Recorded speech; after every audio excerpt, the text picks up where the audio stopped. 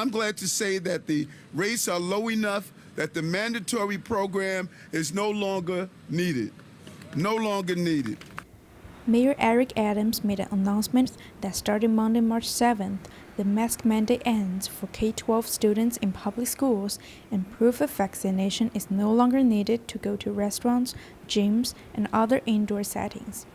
It's 6 months since the vaccine requirement for indoor places has been put into effect, and more than 2 years since the first case being reported in New York on March 1st, 2020. For some, it means that they can finally back to the normalcy before the pandemic. We've overcome a lot of stuff. It doesn't get better than this. Now they're relaxing it, it's all good. We're not as worried as we used to be.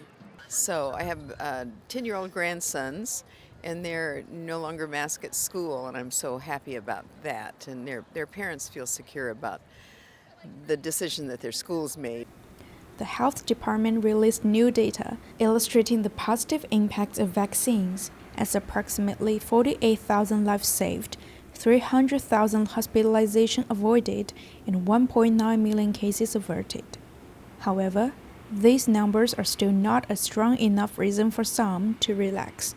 I know we're in a new cycle, hopefully, where we can start returning to some things that were like before, but I would prefer if it was a little bit longer for indoor places since it's still cold in winter. Just because cases are going down, like our governor feels like it's safe enough to repeal that, but if anything, like, why wouldn't they just wait until things are like completely at like a super low level instead of letting people just pretty much go crazy?